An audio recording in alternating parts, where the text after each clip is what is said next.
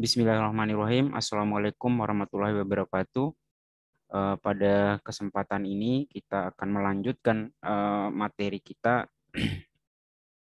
dalam mata kuliah mekanika fluida. Ini pertemuan 12 yaitu aliran internal yang kedua gitu ya.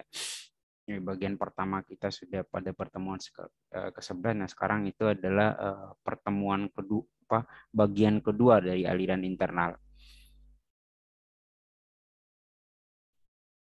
Dan selanjutnya, nah setelah di pertemuan sebelumnya itu kita sudah membahas tentang bagaimana menganalisis heat loss atau kerugian yang disebabkan oleh gesekan permukaan saluran dengan fluida, tapi dalam kondisi aliran di mana aliran itu adalah aliran laminer. Nah, lalu bagaimana jika alirannya itu turbulen. Nah, dan untuk menjadi catatan penting adalah dalam praktisnya tidak satu pun nanti akan ditemukan bahwa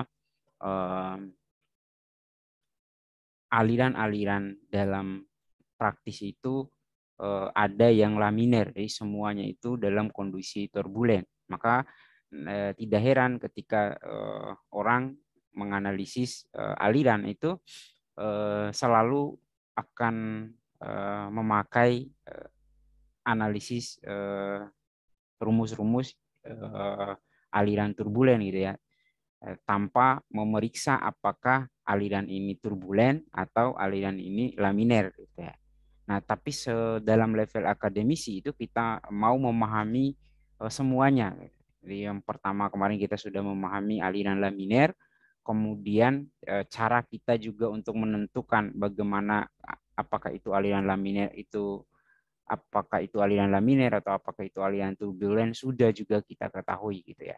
Sebagai level akademisi itu kita perlu tahu. Walaupun dalam praktis sekali lagi bahwa aliran yang ditemui dalam praktisnya baik dalam aplikasi apapun itu seringkali dan mungkin selalu itu dalam kondisi turbulen. Maka bagian ini pada materi ini sangat penting gitu ya. Karena kita akan menganalisis real situasi gitu. Nah, adapun untuk konsepnya perbedaan dalam segi profil kecepatannya ini bisa dilihat profil kecepatan aliran dalam pipa adalah parabola pada aliran laminer tetapi jauh lebih bulat pada aliran turbulen. Jadi kalau laminer itu seperti ini kurang lebih, kemudian pada aliran turbulen itu akan seperti ini.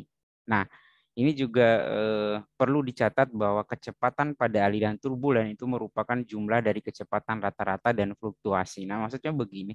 Jadi kalau dalam situasi aliran laminer itu garis alirnya itu nggak pernah berubah gitu ya. Selalu pada kecepatan yang konstan atau yang steady. Nah, sementara dalam aliran turbulen itu biasanya karena momentum fluida yang acak itu biasanya kalau benar-benar alat ukurnya itu sensitif itu akan berubah-berubah sebenarnya kecepatannya itu. Jadi terkadang karena momentum dari bawah atau dari atas menabrak garis alur eh, garis alur yang terdekat gitu ya, garis alir yang terdekat, maka terjadi kadang momentum itu memberikan dorongan, lalu kemudian kecepatannya bertambah, kemudian terkadang momentum itu menghalangi kecepatan. Jadi kurang lebih kalau divisualisasikan itu seperti ini gitu ya, kecepatan di setiap aliran dalam aliran turbulen itu gitu. Tidak konstan. Nah, itu secara konsep gitu ya, secara konsep perbedaan dalam aliran turbulen dan aliran secara konsep perbedaan profil kecepatan ya, untuk aliran turbulen dan aliran laminer. Nah, untuk analisisnya apa sih yang beda gitu ya? Apa yang berbeda dengan aliran turbulen dan aliran laminer? Nah, semua rumus yang sudah kita pakai di aliran laminer itu dipakai juga di aliran turbulen. Satu-satunya perbedaan itu adalah ada pada faktor gesek. Nah, jika pada aliran laminer, ini silakan dibuka kembali, Anda bisa melihat bahwa faktor geser itu dipengaruhi oleh bilangan Reynolds. Jadi 64 dibagi bilangan Reynolds. Nah, itu kan rumusnya. Jadi satu-satunya yang mempengaruhi eh, faktor gesekan fluida dan permukaan dalam aliran laminer itu dipengaruhi oleh bilangan Reynolds saja. Nah, di aliran turbulen ternyata tidak demikian. Nah, di aliran turbulen itu dipengaruhi oleh kekasaran permukaan dan juga bilangan Reynolds dan juga diameternya. Nah, eh, bisa dibayangkan bahwa artinya begini. Jadi perbedaan itu kan sangat signifikan itu. Jadi yang perlu dicatat bahwa kalau ketika aliran laminer itu seberapa kasar pun halus atau sehalus apapun pipa itu tidak berpengaruh terhadap faktor gesekan. Itu yang perlu diingat ya. Nah, sementara dalam aliran turbulen itu memperhitungkan itu. Jadi bergantung terhadap kekasaran permukaan dari saluran atau dari pipa tersebut gitu. Nah, di sini muncullah rumus baru gitu. Kalau kemarin itu rumusnya sederhana, gesekan dalam aliran laminer itu adalah 64 dibagi Reynolds, ini sekarang persamaannya seperti ini. 1 per akar F sama dengan min 2 log dan seterusnya. Nah, ini keterangannya di mana F itu adalah faktor gesekan, E itu adalah epsilon itu adalah kekasaran saluran, kekasaran permukaan itu maksudnya. Jadi biasanya dengan beberapa macam material itu berbeda-beda gitu. D itu sama dengan diameter hidrolik gitu ya. Nah, eh, persamaan ini kita sebut sebagai persamaan Colebrook ya, karena yang menemukannya itu adalah Colebrook, itu melakukan analisis data dari hasil eksperimen ya. Dia melakukan eksperimen terhadap berbagai eh, permukaan saluran yang berbeda-beda, lalu dia menemukan data-datanya, kemudian dia membangun sebuah hubungan antara variabel-variabel, ditemukanlah hubungannya yang seperti ini. Nah, nah, sekali lagi bahwa untuk rumus-rumus yang lain itu semua sama. Jadi yang beda hanya menentukan gaya gesek. Ya. Nah, lalu kemudian selanjutnya bentuk persamaan Kolbok adalah implisit dalam F, dan dengan demikian penentuan faktor gesekan memerlukan iterasi. Sebuah pendekatan eksplisit untuk nilai F diberikan oleh halaman 983. Nah, bisa dilihat dari persamaan tadi, F-nya itu ada di dua ruas gitu. Ada di dua ruas dan sangat sulit, bukan sangat sulit lagi, tapi memang tidak bisa diselesaikan dengan metode aljabar gitu ya. Ya, memakai apa biasanya kan kalau kita ingin mencari nilai A, misal A plus 2 sama dengan 2A, itu kan masih bisa berapa A-nya. Nah, sekarang ini persamaan ini sangat sulit atau memang tidak bisa diselesaikan seperti menggunakan aljabar. Nah, karena F-nya ada di kedua sisi dan F-nya pun akar, ada logaritma pula. Ini sangat tidak mustahil untuk menyelesaikan persamaan ini. Nah, lalu kemudian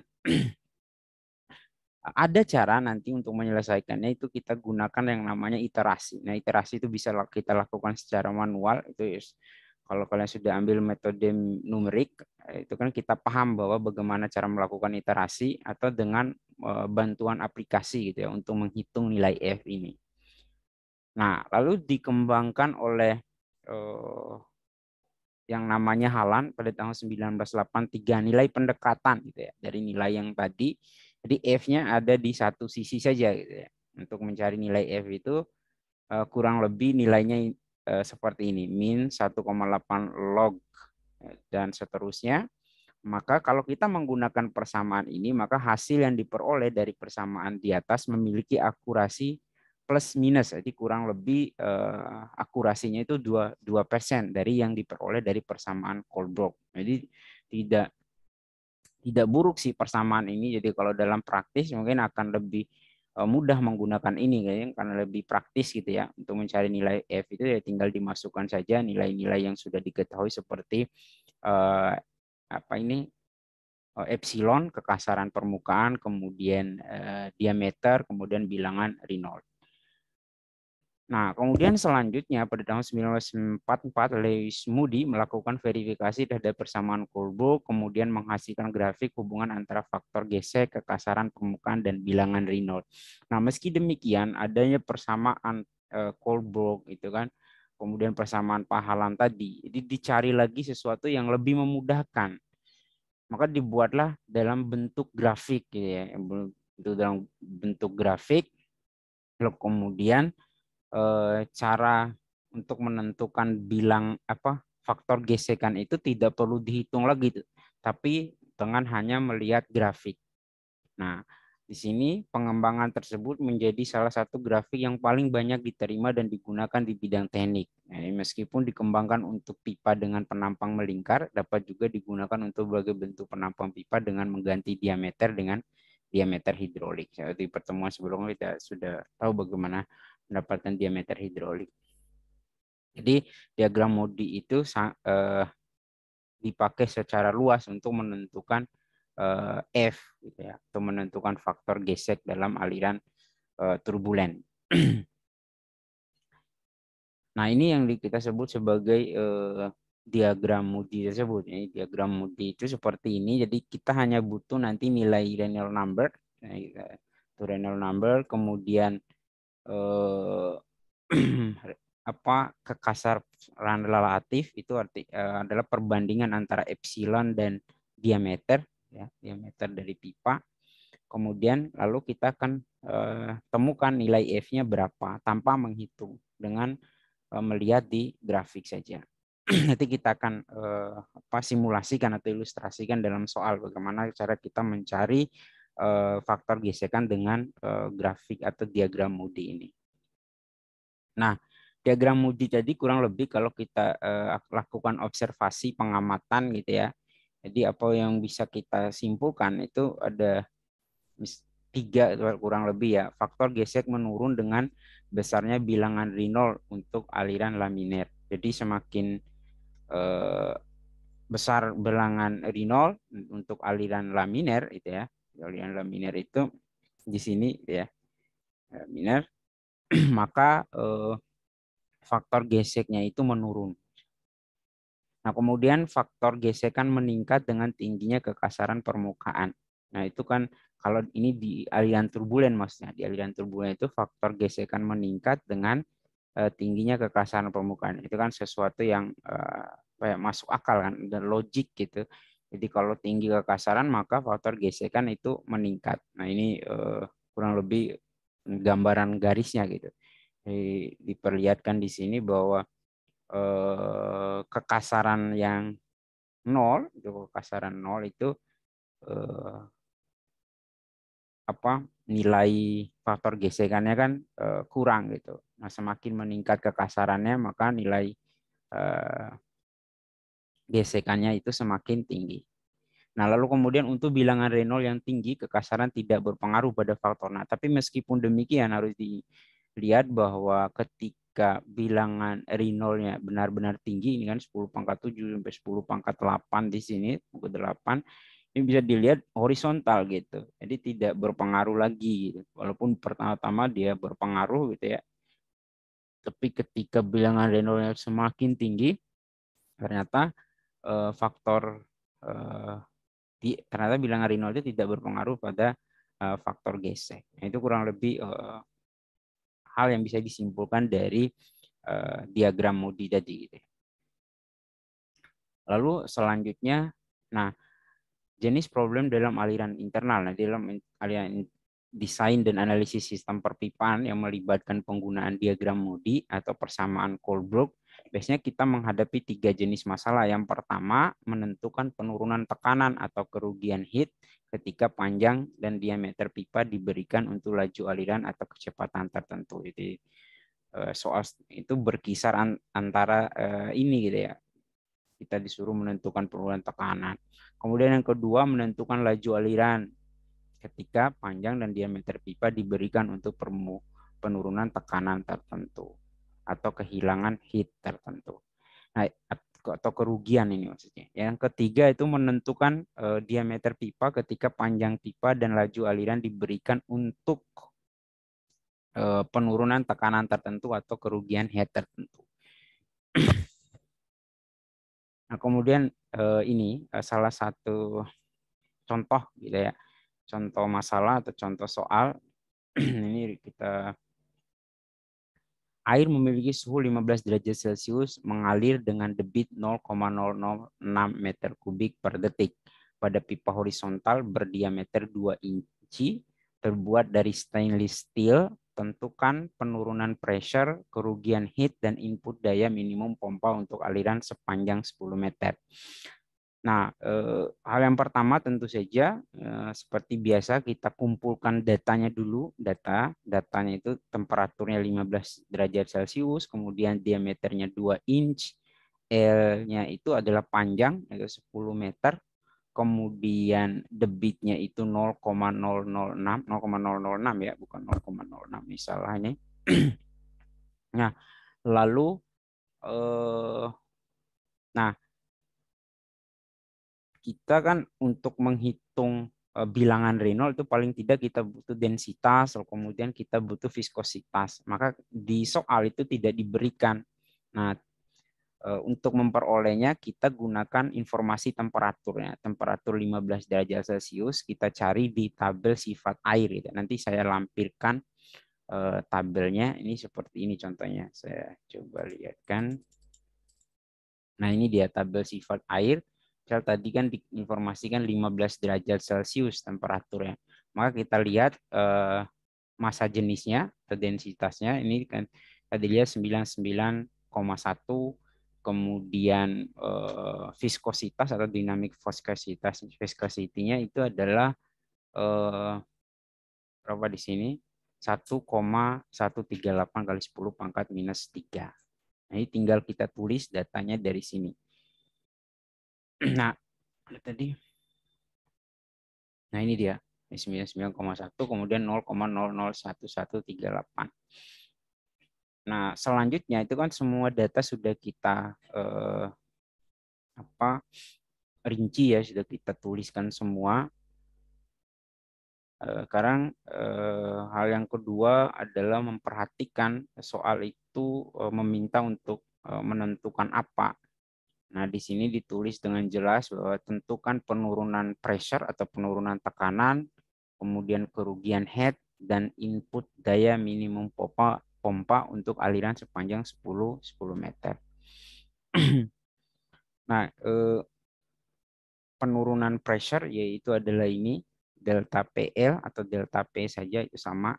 PL itu untuk menekankan bahwa itu adalah kerugian gitu ya, kerugian tekanan.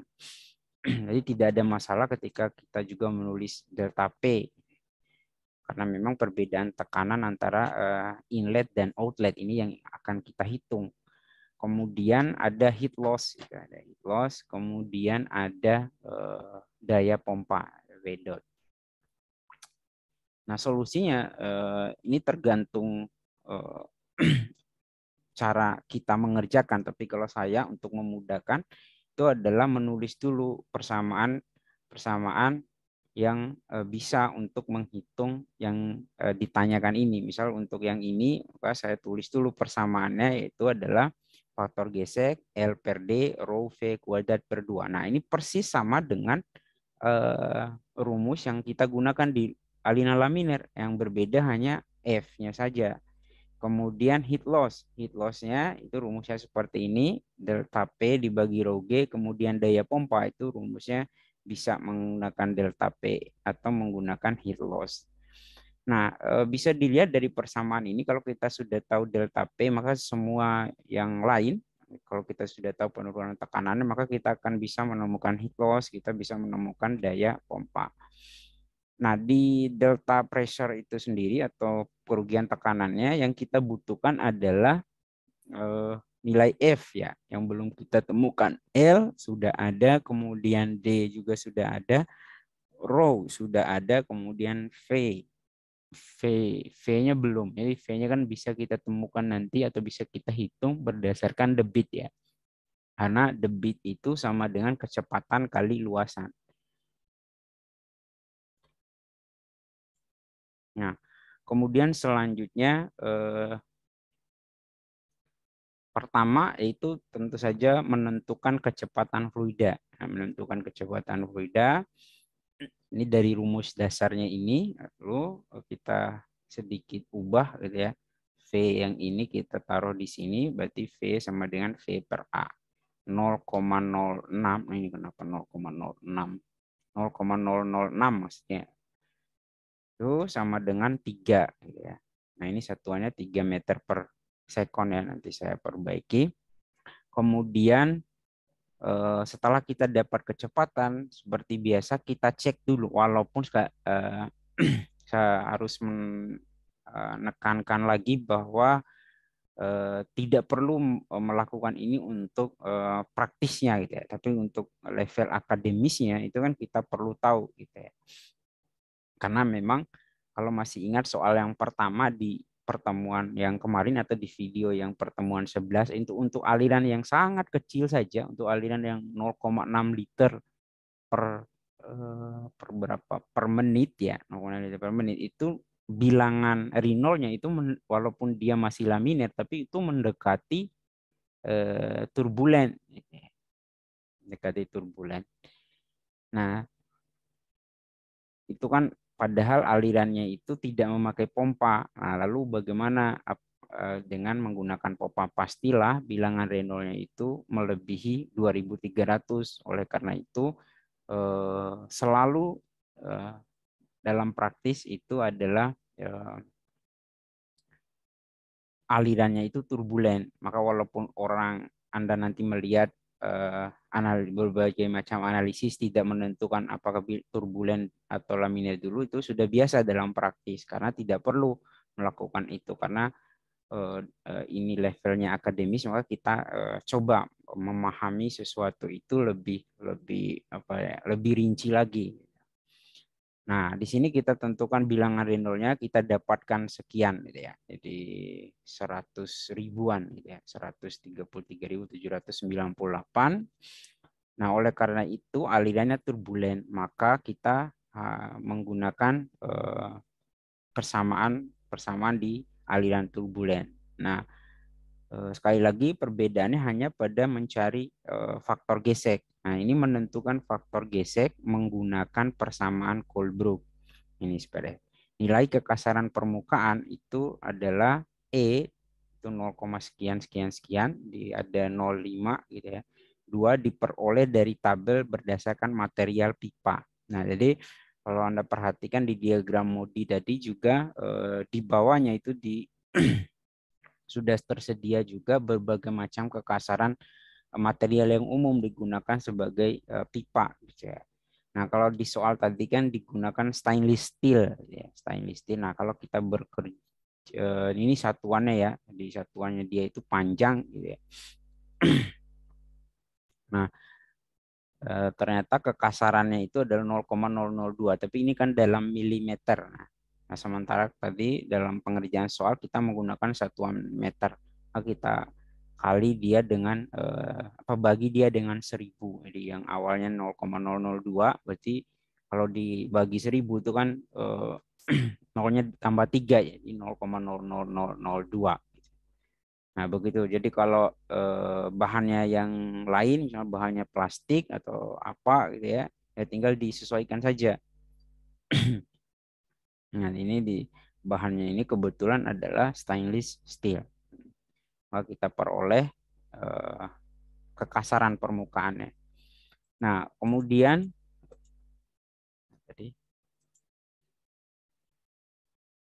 setelah kita menentukan kekasaran permukaan 0,002, maka selanjutnya adalah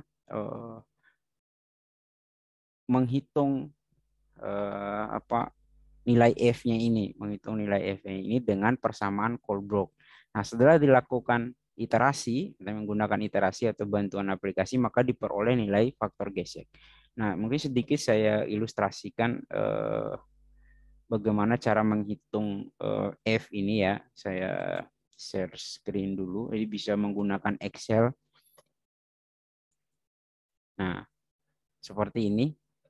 Jadi kalau kita kan rumusnya ini tadi. Rumusnya ini, jadi ada sisi sebelah kanan dan sisi sebelah kiri.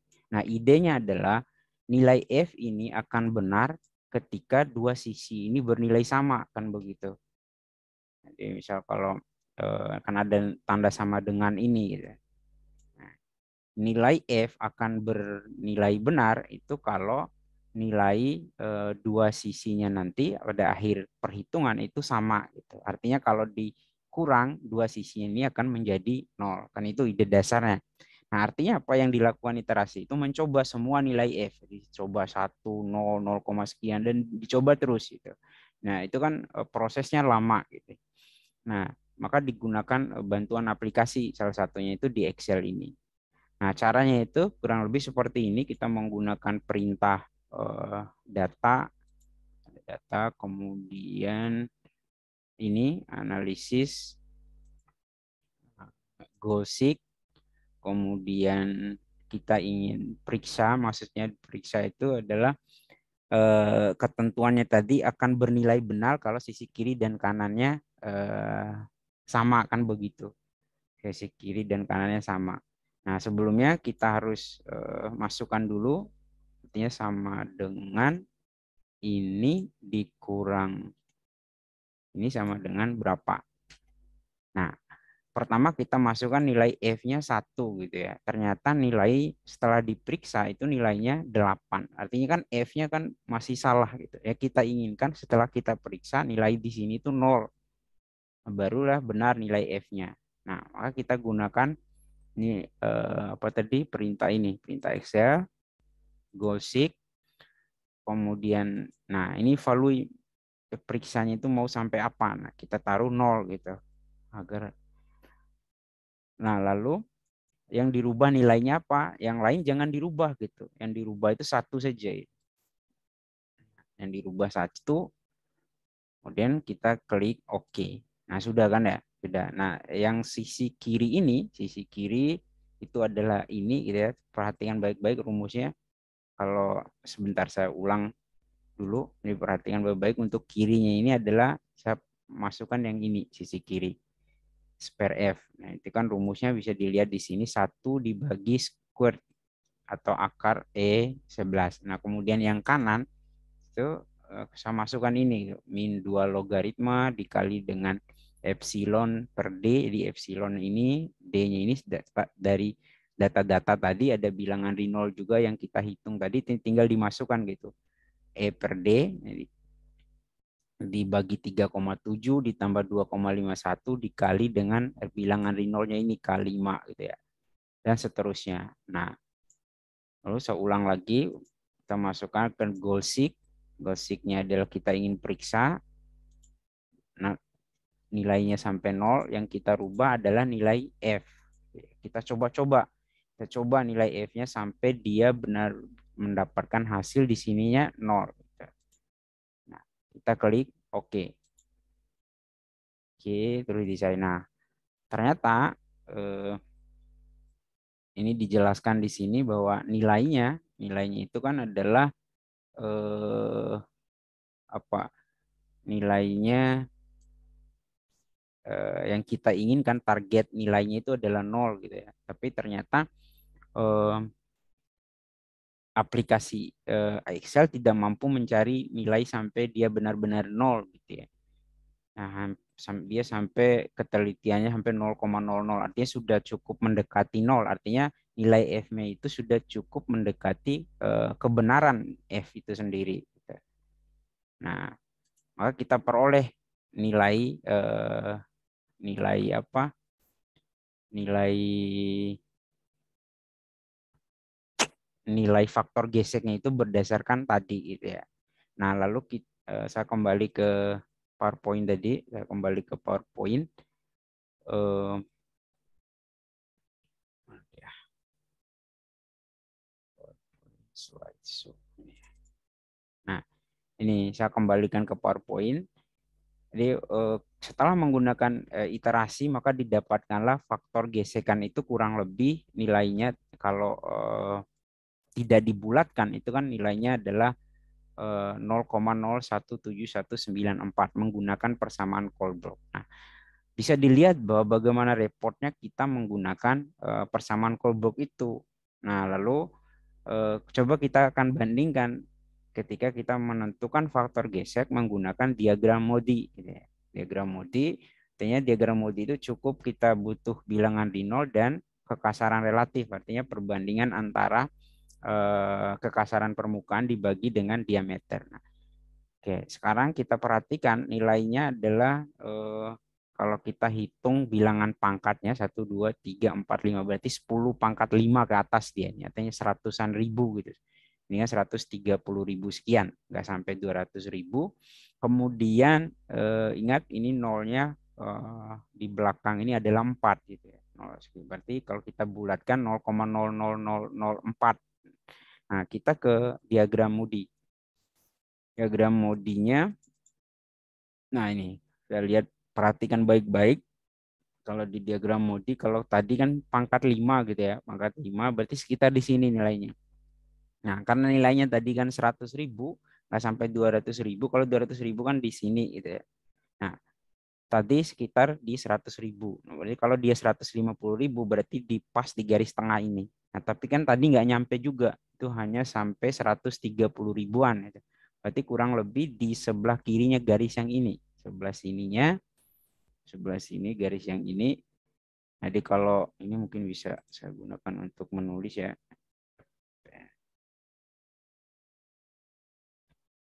Nah ini, oh bukan, sebentar. Nah, berada di sini.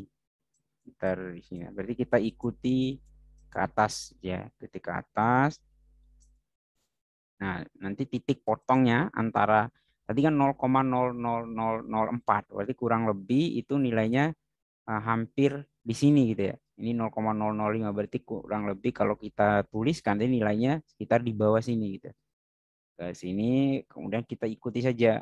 Kita ikuti yang garis biru ini kira-kira di sini gitu ya. Nah, saya perbesar sedikit coretannya kayak di situ. Nah, kalau kita lihat, kita geser ke sana ya, kita geser ke sana berarti kurang lebih nilainya di atas ini, di atas garis yang ini, di atas garis ini. Nah, nah di sini kita dapatkan garis yang ini berarti ya, di atas garis ini nilai kita. Nah, kalau kita perhatikan nilai faktor geseknya itu 0,015 itu kan di sini gitu. 0,15 kemudian 0,16 berarti nilainya ini itu ada sekitar di 0,17 karena ini 0,18, 0,19, 0,02. Nah, berarti kalau dari faktor apa dari diagram Moody langsung kita ketemu bahwa faktor gesekannya itu berdasarkan cari nilai ini gitu ya. Karena titik potongnya di sini tadi, titik potongnya sekitar di sini dia berarti di atas sekitar di atas garis ini. Nah, kalau di atas garis ini kan berarti di atas 0,17 lebih sedikit gitu kan ya. Walaupun tidak presisi tapi untuk praktisnya cukup gitu. Walaupun terjadi perbedaan error nggak sampai 1%. Nah, sementara untuk level akademisi tentu saja kita harus katakan bahwa uh, yang memiliki akurasi yang tinggi tentu saja menggunakan persamaan Colebrook. Kalau ini menggunakan diagram Moody itu tidak terlalu tinggi akurasinya dibandingkan menggunakan persamaan tadi. Tapi untuk level praktis itu cukup sangat mudah menggunakan lebih sangat mudah menggunakan diagram Moody ketimbang menggunakan persamaan Colebrook. Nah, saya kembali ke soal nah ini dia. Ini kan kita sudah temukan ya di jadi kita dapatkan nilainya sekitar 0,017. Nah, karena kita tidak bisa menentukan walaupun di atas 0,017 entah berapa gitu ya. Maka kita di sini kita bulatkan nilainya 0,0172 berdasarkan hitung-hitungan juga di persamaan. Memakai dua-duanya itu lebih bagus gitu ya.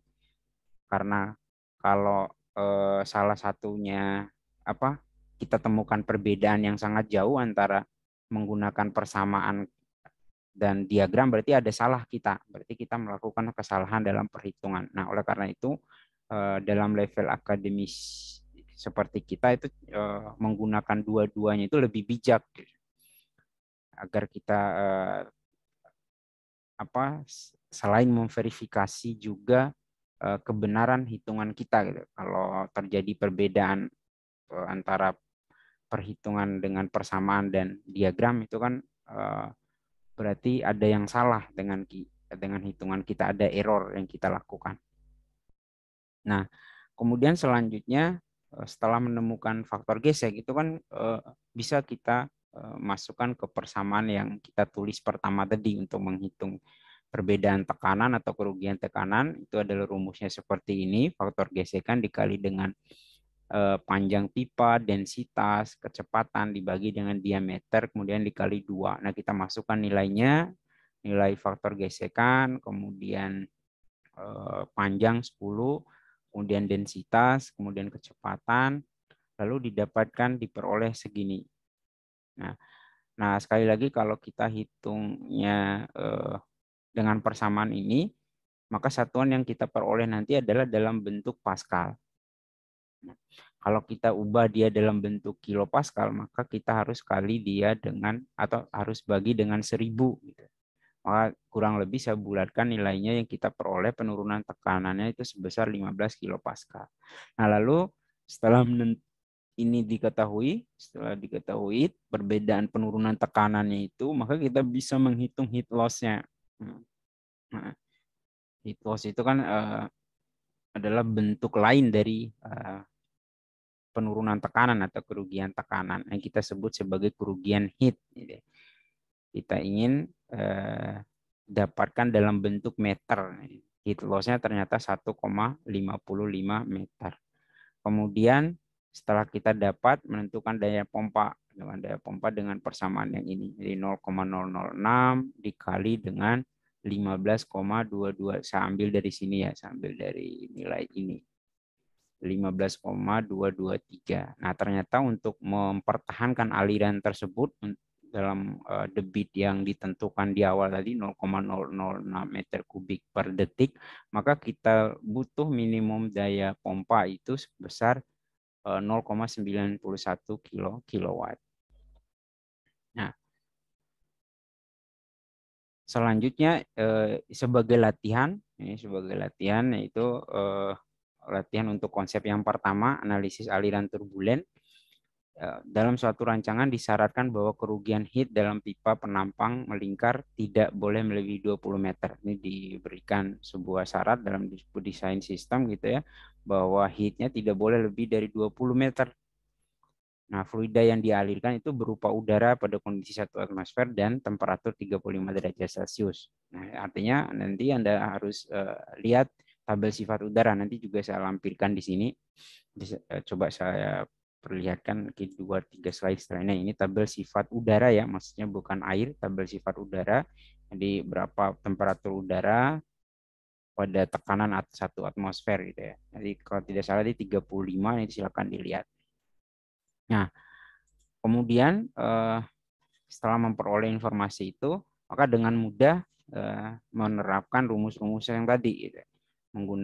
Caranya itu adalah mencari F sama seperti tadi, tapi di sini kan apa bahannya ini?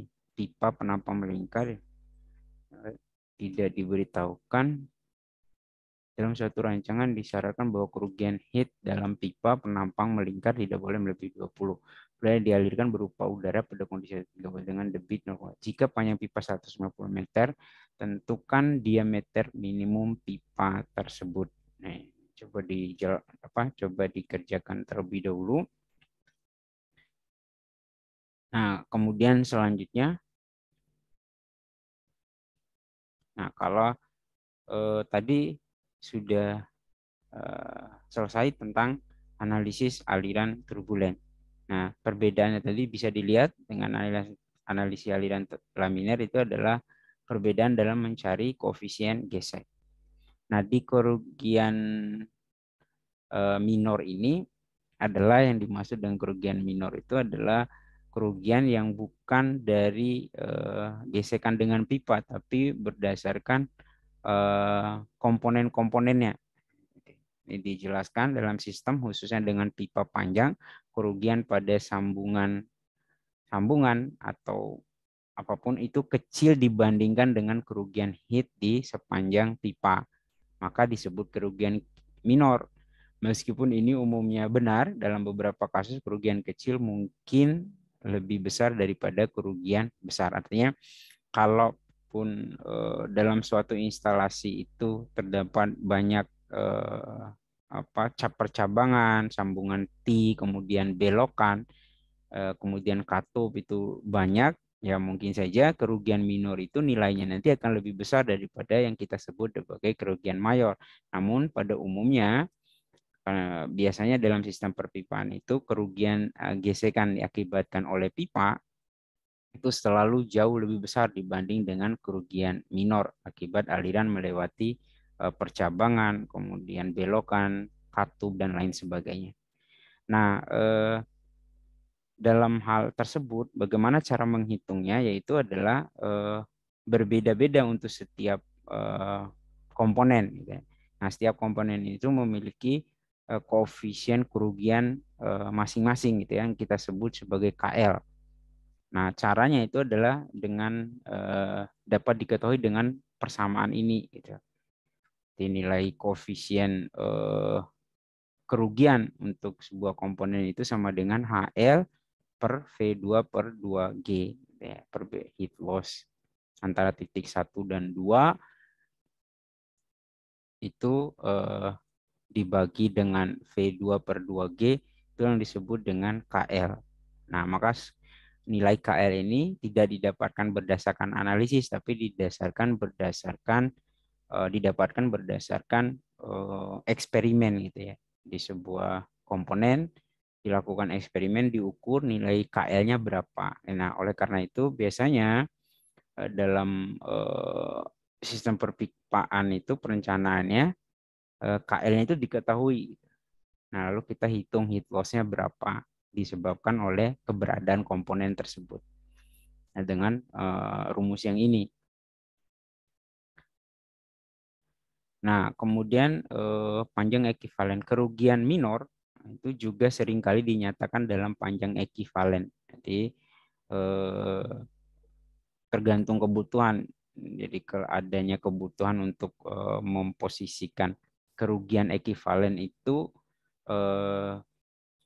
kerugian minor itu sama dengan berapa sih panjang dari pipa gitu.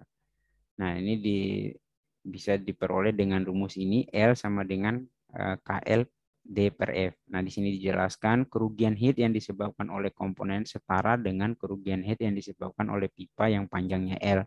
Oleh karena itu, kontribusi komponen terhadap heat loss diperhitungkan dengan menambahkan total panjang pipa. Nah, jadi kalau misal dari titik 1 ke 2 ini ada kerugian disebabkan oleh ini katup, gitu ya, oleh sebuah katup. Nah, jadi seringkali juga ingin diketahui sama dengan berapa panjang pipa gitu ya, heat loss oleh pipa. Nah, ini yang kita sebut sebagai L ekivalen atau panjang ekivalennya itu seperti ini. Nah, ternyata satu buah katup itu sama dengan menambah berapa pipa gitu. Nah, kemudian selanjutnya itu ada total kerugian head. Nah, kalau kita rangkai dari awal itu kan kita berbicara tentang kerugian dalam pipa, kemudian barusan kita berbicara tentang kerugian minor atau minor losses, dan total kerugian heat-nya itu adalah jumlah dari heat loss akibat pipa dan heat loss akibat komponen. Nah, secara matematis bisa kita tulis seperti ini, heat loss atau HL totalnya itu sama dengan heat loss mayor ditambah heat loss minor, di mana heat loss mayor itu karena pipa, heat loss minor itu karena komponen. Nah, lebih umum lagi itu lebih umum dan lebih universal. Rumus itu bisa ditulis dengan seperti ini dengan sigma. Nah, sigma ini maksudnya adalah karena bisa jadi diameter di sepanjang instalasi itu tidak selalu sama gitu, maka diameternya akan berubah. Kalau diameternya berubah ya kita harus menghitungnya secara terpisah gitu. Misal diameter 2 cm itu panjang instalasinya berapa meter. Kemudian diameter yang berukuran lain panjang pipanya sekian itu. Itu harus dihitung terpisah kemudian baru kita jumlahkan. Nah, yang tidak berubah tentu saja gravitasi ya. Gravitasi tidak pernah berubah, tidak akan terpengaruh oleh diameter. Nah, sementara gaya gesek, kemudian panjang pipa, kemudian kecepatan itu dipengaruhi oleh perubahan diameter tadi. Nah, setelah hitung terpisah baru dijumlahkan. Dapatlah total heat loss mayornya. Nah, untuk heat loss minornya sendiri adalah memakai rumus ini, ya. Jadi kalau kan banyak kan komponen itu, tidak satu biasanya. Nah, setelah kita menghitung masing-masing, ya katakanlah ada valve-nya berapa, kemudian ada belokannya berapa, kemudian ada sambungan cabang 4, cabang 3-nya berapa, itu kan kita hitung masing-masing baru kita jumlahkan gitu. Jumlahkan dari apa kerugian yang disebabkan kartu berapa, kerugian disebabkan oleh sambungan berapa, kita jumlahkan semua. Nah, setelah kita peroleh, maka kita akan dapat total heat loss atau total kerugian heat dalam instalasinya. Nah, jika seluruh sistem perpipaan yang dianalisis memiliki diameter konstan, ini untuk lebih sederhananya lagi, jadi kalau kita suatu kebetulan gitu ya membahas instalasi perpipaan dengan diameter pipanya itu konstan, tidak ada perubahan diameter, maka rumus di atas bisa lebih sederhana, itu HL sama dengan FL per D ditambah KL dikali dengan V2 per 2G. Nah, kemudian ini koefisien kerugian dari berbagai komponen. Heat loss pada komponen, baik itu inlet, outlet, belokan, perubahan luas penampang, baik itu secara tiba-tiba atau perlahan, kemudian katup saluran, itu sangat dipengaruhi oleh geometri. Jadi, koefisien kerugiannya sangat berpengaruh, sangat dipengaruhi oleh geometri dari komponen itu sendiri gitu. Yang bisa diilustrasikan di gambar itu dapat dilihat bahwa koefisien gesek koefisien kerugian dari inlet yang masukannya itu pinggirnya itu adalah agak bulat ya, tidak tajam gitu. Itu hanya 0,03. Nah, tapi dalam kondisi inletnya yang belokannya itu sangat tajam seperti ini, tidak dibuat belokan yang halus kayak gini, maka ternyata koefisien loss-nya itu bisa sampai 0,5.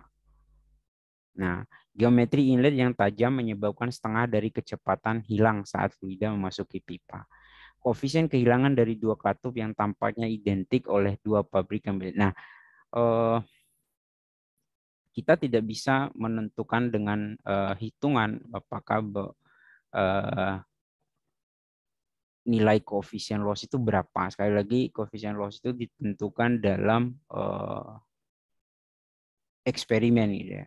Dari dalam sebuah pabrikan, karena banyak hal yang mempengaruhinya, itu baik bentuknya, kemudian kekasaran permukaannya, lalu materialnya, itu kan mempengaruhi faktor istilahnya koefisien loss dari komponen tersebut. Nah, ini dikatakan di sini bahwa terlihat bahwa dua komponen yang sepintas itu identik gitu ya, ternyata bisa memiliki perbedaan faktor kerugian itu sebesar 2 bahkan lebih.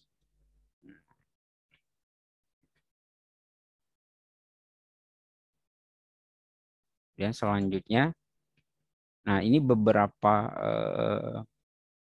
koefisien kerugian komponen yang bisa dirangkum dalam buku ini. Tentu saja masih banyak di luar sana, tapi sebagai untuk memahami saja gitu ya, sebagai dasar pemahaman terhadap analisisnya itu kira-kira seperti ini. Jadi, koefisien kerugian itu diketahui gitu ya. Sebuah pabrikan memberikan sebuah komponen pasti sudah menyertakan di koefisien loss dari sebuah komponen tersebut. Nah, ini adalah beberapa yang bisa dirangkum dalam buku ini. Jadi untuk inletnya ada 3, outletnya ada 3 gitu ya. Jadi kalau bentuk inletnya seperti ini, maka KL 0,8 dan seterusnya. Ini kalau bentuknya ini KL-nya 0,5, kalau bentuknya seperti ini KL-nya 0,03 atau 0,12 bergantung dari perbandingan R per D-nya. Nah, kemudian untuk outletnya atau exit pipanya itu adalah KL-nya ternyata sama semua gitu ya. Tidak peduli bagaimana bentuknya, nilainya tetap alfa. Nah, alfa ini untuk aliran turbulen itu biasanya orang biasanya dalam analisisnya juga tidak diperhitungkan. Nah, tapi kalau mau dipakai itu nilainya 1,05 itu untuk aliran turbulen. Kalau untuk saya tulis saja ya, alfanya ini sama dengan 1,05.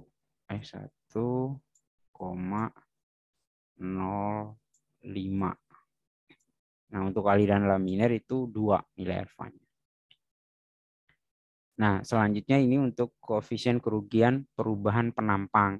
Jadi perubahan penampang yang dimaksud itu adalah dalam aliran kemudian disambungkan dari pipa kecil ke besar atau dari besar ke kecil dengan berbagai kebutuhan entah apa ya. Maka koefisien loss-nya itu bisa dihitung dari sini. Ya, alfanya sama seperti tadi nilainya alfa 1 min D per 2 per 2 per 2 ke pangkat 2. Ini alfanya itu adalah tadi 1,05. Nah, lalu selanjutnya ini berbagai belokan dan percabangan. Bisa dilihat sendiri. Nanti kita akan ilustrasikan dalam sebuah soal. Lalu, nah untuk katupnya sendiri, ini yang bisa dirangkum dalam buku ini ada jenis-jenis katup, katup globe, kemudian angel, ball, swing, kemudian gate valve. Nah, ini dengan kondisi masing-masing itu KL 10, 5, 0,05 dan 2. Ini ada gate valve ini tentu saja kan sebagai pengatur aliran dia bisa dibuka sepenuhnya, seperempat, seperdua, dan 3/4. Nah, nilainya kira-kira seperti ini. 0,2, 0,3, 2,1, dan 17. Nah, kemudian nah ini salah satu contoh sebuah pipa air horizontal berdiameter 6 cm diperbesar menjadi diameter 9. Nah, ini kita disuruh menghitung koefisien loss dari pembesaran pipa gitu ya. Dinding bagian besar miring 10 derajat dari sumbu, kecepatan dan tekanan rata-rata air sebelum bagian pemuaian, ini maksudnya sebelum bagian pembesaran ya. Jadi berarti maksudnya di bagian yang kecilnya. Di sininya adalah 7 meter per detik dan 150 kilopascal. Tentukan kerugian heat pada komponen pembesarannya. Yang disuruh adalah kerugian heat ya setelah dia melewati ini. Nah,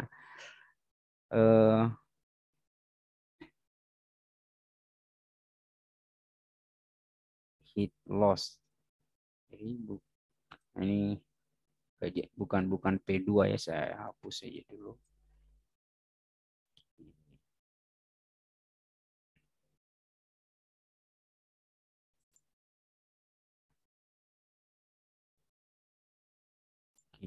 Saya share ulang dulu sebentar. Ini bukan P2 ya. Tentukan kerugian head pada komponen. Kerugian head itu yaitu adalah heat loss yang disebabkan ini. Nah, rumusnya adalah KL V kuadrat per 2G. Nah, yang perlu kita cari tahu adalah nilai KL-nya. KL-nya berapa? Nah, dari tabel di atas kan bisa kita lihat, bisa kita tentukan. Nah, untuk nilainya sendiri, nah, untuk nilainya sendiri pembesaran. Nah, ini dia. Pembesarannya itu berdasarkan nilai D per D dan sudut kemiringan. Nah, di soal kita tulis dulu D1 6 cm, kemudian D2 9 cm, kemudian dinding bagian besar miring 10 derajat dari sumbu. Ya, maksudnya 10 derajat itu miring dari sini ke dari ini kan lurus. Nah, kemiringan ini terhadap horizontal ini gitu ya. 10 gitu. Nah, tapi kan ada dua dinding artinya jadi 20 gitu. Tetanya 20, kemudian jumlah dari kemiringan yang ini dan kemiringan yang ini 20, lalu tekanan juga diketahui 150, kemudian densitas kita anggap saja 1000 karena tidak ditulis di dalam soal, tidak diberitahukan. Nah, setelah kita dapat informasi yang tadi ya, KL itu bisa dihitung dari menginterpolasi nilai yang nilai ini ya. Nah, kita kan tadi tetanya 20, KL-nya itu kan nilai nilai D per D-nya itu D1. Nah, tadi nilai D1 per 2-nya kan 0,67 gitu. Nah, di sini kita lihat nggak ada nilai 0,67, yang ada itu 0,6 sama 0,8. Berarti nilainya itu berkisar antara 0,10 sampai 0,15. Jadi nilainya tengah-tengah itu gitu ya. Nah, setelah kita interpolasi maka nanti kita akan peroleh nilainya itu adalah sekitar 0,133, diperoleh dengan interpolasi berdasarkan data dari tabel tadi. Dari tabel maksudnya itu data ini. Nah,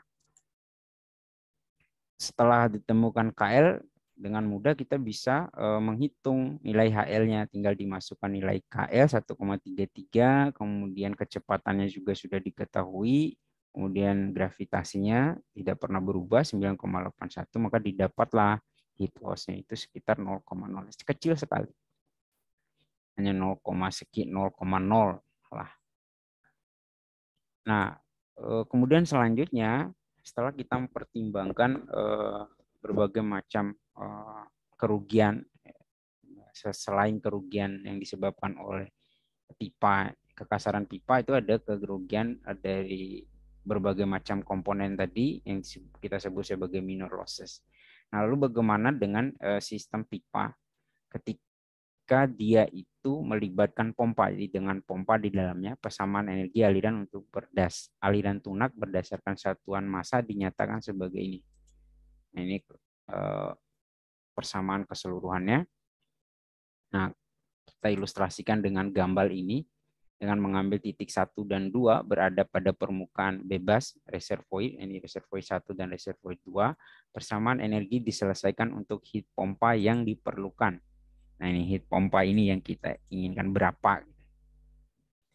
Heat pompanya itu adalah Z2 minus Z1 ditambah dengan heat loss, di mana heat loss ini adalah jumlah dari heat loss mayor dan heat loss minor.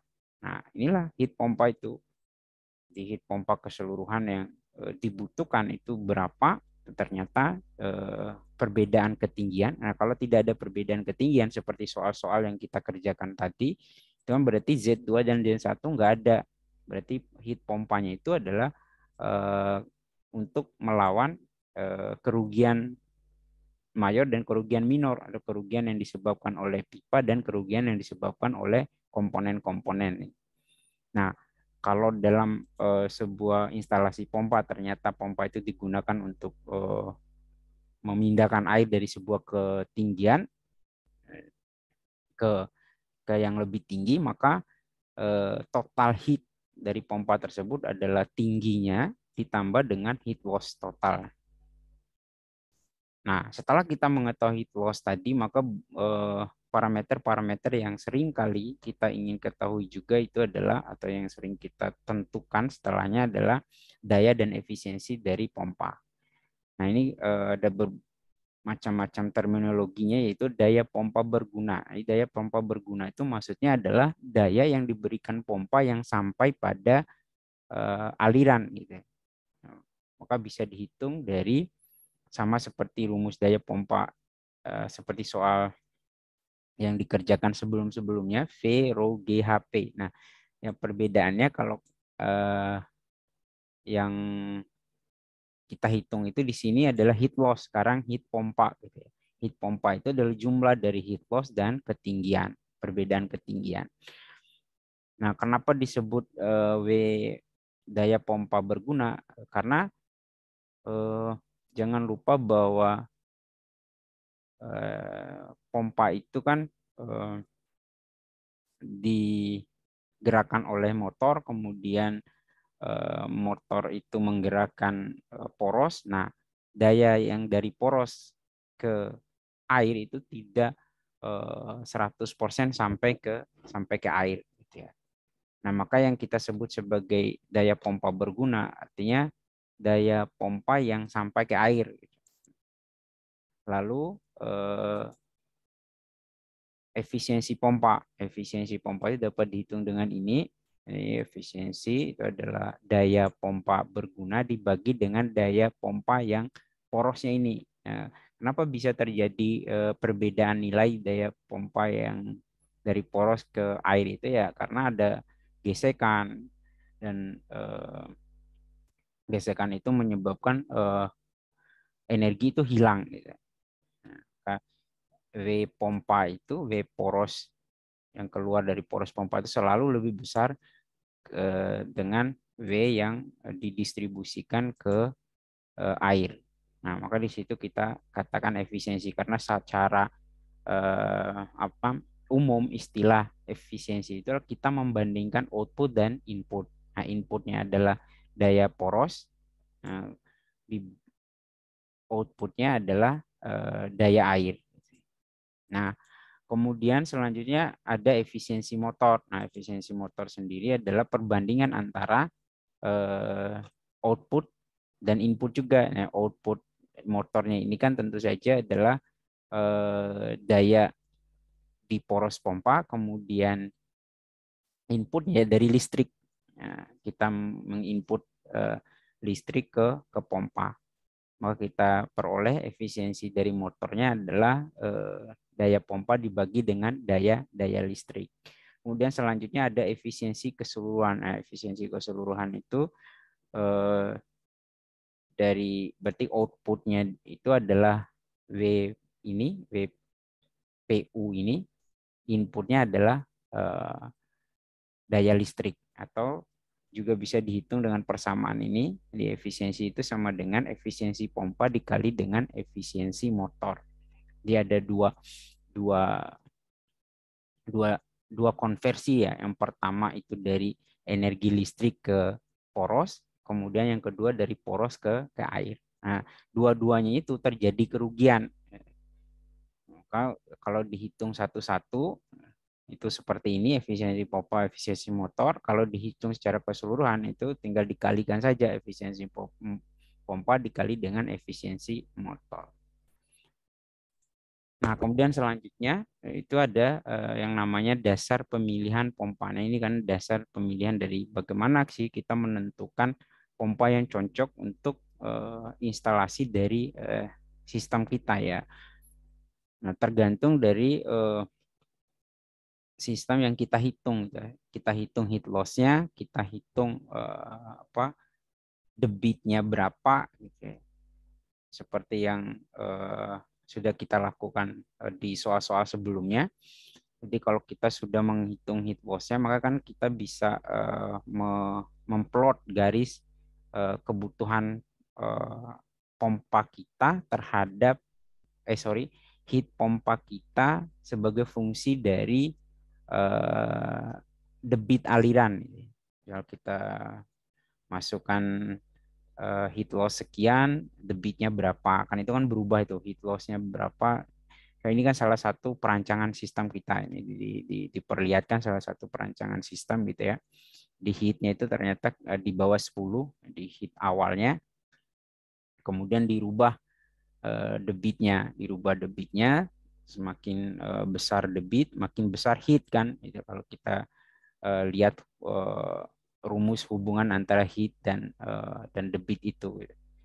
Makin besar debit berarti makin besar heat pompa yang kita butuhkan. Nah, dalam grafik pompa itu biasanya akan diberikan sebuah pabrik itu mengeluarkan pompa akan mengeluarkan grafik karakteristik pompanya seperti ini. Ini adalah grafik performanya, grafik daya, sama grafik efisiensi. Nah, ini diukur dari debit tertinggi gitu ya, di mana tidak ada heat, sampai heat maksimal di mana debitnya tidak ada. Nah, berbeda untuk setiap pompa gitu ya. Berbeda-beda untuk setiap pompa. Saya akan perbesar gambarnya. Berbeda untuk setiap pompa. Misal untuk pompa yang satunya mungkin akan ada yang seperti ini gitu ya. Satu lagi ada yang seperti ini gitu ya. Nah, berbeda. Nah, ini titik ini kita sebut sebagai operating point. Nah, untuk pompa yang cocok untuk kita adalah ya yang ini berarti kira-kira seperti itu. Ya nanti maka sistem kita itu akan bekerja pada debit lebih dari 4 dan heatnya itu sekitar 20-an. Atau kalau kita menggunakan pompa yang lain ya di sini tergantung kebutuhan kita. Kita mau debit berapa, maka tinggal pilih pompanya yang mana gitu. Nah, itu dasar pemilihan dari pompa berdasarkan sistem kita. Nah, sistem sekali lagi dua garis ini adalah dua garis dari pabrikan ya, garis yang karena pompa itu akan dites karakteristik pompa itu akan dites ya. Nah, lalu kemudian kita garis ini adalah garis sistem kita yang kita tentukan dari perhitungan heat loss dan flow rate kita. Nah, setelah maka kita disebut di sini adalah kurva sistem. Maksudnya sistem itu sistem kita. Nah, kurva sistem. Nah, perpotongan antara kurva sistem dan grafik karakteristik pompa ini adalah sebagai operating point atau titik operasi. Ini pompa kita akan beroperasi pada ini gitu, pada ring ini. Nah, kemudian selanjutnya ini ada latihan kedua gitu ya. Ini soalnya sudah jadi mungkin nanti pas ujian saya akan untuk materi aliran internal itu cukup satu soal gitu ya, tapi masuk semua gitu. Ini kan sebuah tangki kapasitas 18 meter per kubik ini ya, pangkat 3 saya tulis ini, nanti saya perbaiki 18 meter 18 meter kubik gitu per detik, diisi dengan bahan bakar minyak. Nah, punya densitasnya sekian, viskositasnya sekian. Waktu pengisian itu sampai penuh 30 menit. Minyak disedot dari reservoir menggunakan selang plastik berdiameter. Nah, ini kan selangnya bahannya plastik gitu ya. Diameternya 4 cm, kemudian panjangnya 25 meter. Inletnya itu jadi agak membulat, maksudnya inletnya itu bentuknya tidak tajam ya. Nanti silakan dilihat berapa koefisien loss-nya, kemudian dua belokan yang dipakai, dua belokan halus dengan 90 derajat. Maksudnya belokan halus itu bukan yang tajam tapi yang smooth gitu. Smooth ada di tabel itu, silakan dilihat. Selisih ketinggian antara reservoir dan bagian atas tangki tempat selang menyemburkan, maksudnya ini ya, menyemburkan minyak adalah 5 meter. Jika efisiensi keseluruhan pompa 82%, tentukan input daya yang diperlukan ke pompa. Nah, ini input daya listrik yang dimaksud di sini, input daya listrik yang dibutuhkan. Nah, ini kan ada kerugian, Anda itu harus menghitung kerugian disebabkan pipa, kemudian kerugian yang disebabkan oleh komponen komponen sambungan dan komponen inlet, kemudian heat yang disebabkan oleh perbedaan ketinggian reservoir dan tangki. Nah, ini kan ada semua, ini harus berarti heat pompa itu Anda hitung secara keseluruhan. Heat pompa itu adalah jumlah dari heat ketinggian, kemudian heat minor, heat mayor, baru nanti didapatkan daya pompa. Ini silakan dikerjakan sebagai latihan untuk UAS. Mungkin saya akan mengeluarkan jenis soal yang seperti ini. Ini satu soal untuk satu bagian materi kita, aliran internal. Ini kan mencakup semua ini. Baik, lebih dan kurangnya saya mohon maaf. Nanti kita akan jumpa lagi di video selanjutnya, di materi selanjutnya. Assalamualaikum warahmatullahi wabarakatuh.